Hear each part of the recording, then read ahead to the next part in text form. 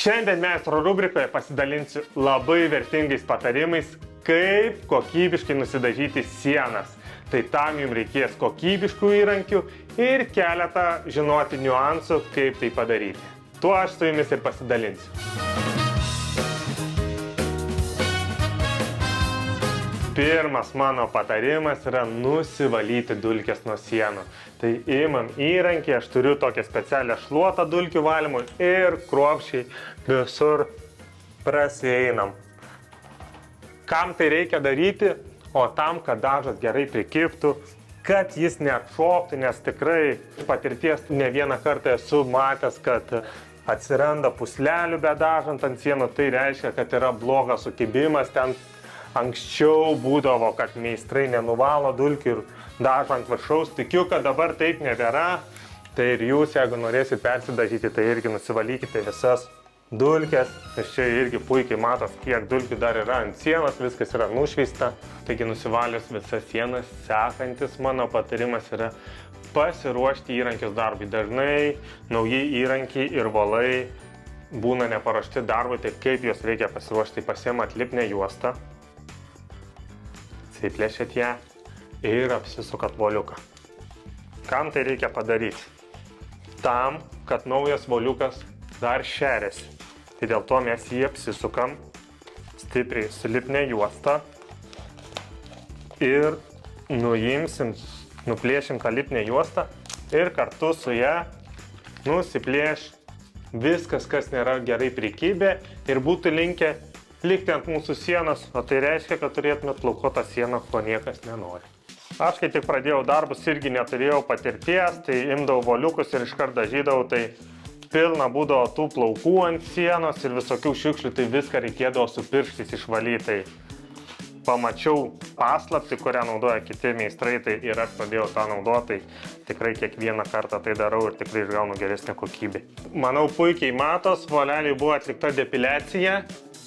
Tai dabar jau voliukas beveik yra paruoštas darbui ir sekantis žingsnis yra susišlapinti voliuką. Aš visada jį susišlapinu, susipurškiu su vandeniu. Kodėl tai reikia padaryti? Kad jis tada įmirksta visas ir geriau pasiskirsto dažas jame ir lengviau prasideda dažymas. Nes jeigu tik tai merksit į volą, tai jisai tą dažą sunkiai sugeria, tai vanduo palengvina šitą dalyką. Šitą didelį voliuką paliksiu pradžiai pabūti, pabrinkti, o pats pradėsiu dirbti su mažu volu, tai įrankiai yra paruošti ir keliaujam prie kito etapo dažymo. Aišku, sienų dažymas prasideda nuo gruntavimo, tai galit atlikti su pieneliu arba su gruntiniais dažais. Aš visada mėgstu gruntinius dažus, nes tai pakelia ir kokybę. Ir dar koks yra geras dalykas su gruntiniais dažais, kad juos padažę paskui galite pašveisti, jeigu atsirado kažkokių šiukšlių, tai jas galite nušlifuoti. Ir naudoju kondicionierių. Kondicionierius skirtas tam, kad prailgintų džiūvimo laiką, kad būtų gražiau galima susivesti. Tai tikrai visiems rekomenduoju jį naudoti. Kondicionierius pilu apie 10% į dažus.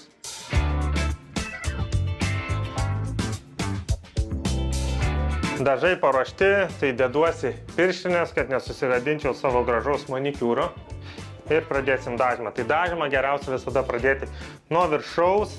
Ir tai yra mano kitas patarimas, kadangi kai jūs dažot viršui, gali viskas skristi žemyn ir jūs tai pamatysit ir galėsit pataisyti iškart.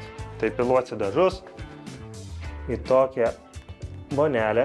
Tai dirbsiu su teptuku ir mažu voleliu. Dėl to patogu turėti tokią mažą vonelę, kuri gerai prisitvirtina man į ranką ir aš turiu vieną laisvą ranką ir kitoj turiu dažus. Pradedu dažymą su teptuku, kadangi čia yra šešėlinė siūlė padaryta, tai kompensacinė tokia siūlė, tai dažą reikia įkišti ten į vidų, tai įsispauskit va taip teptuką gražiai ir ten į vidų viską įvesit.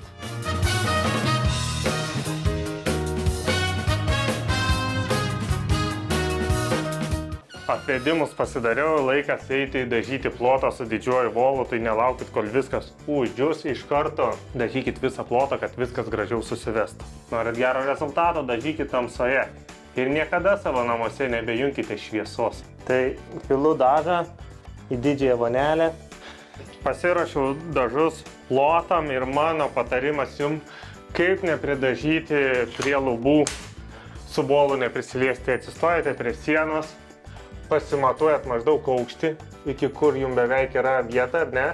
Ir visada ranką palikit toj vietai prisimatavę. Tikrai atsistoji tą pačią vietą, niekada nepasieksit lubų, kad ir kur eisit.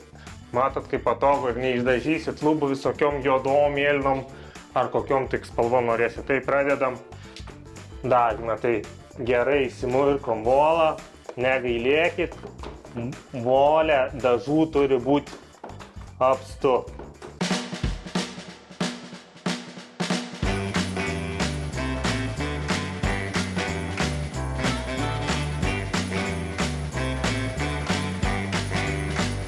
Aš kiekvieną juostą mirkau vis iš naujo volą, kad dažų būtų pakankamai.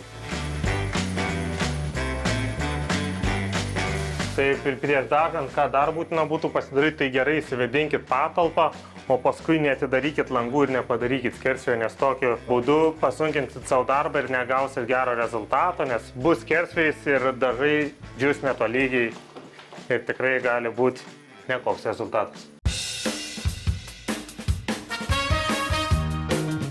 Šiandien dažymo darbus aš baigiau. Man labai patinka dažyti sienas, ypatingai kai viską gerai pasiruoši, turi kokybiškus įrankius ir žinai keletą niuansų. Tad tikiu, kad ir jums puikiai seksis. O dabar keliaujam į kitą rubriką.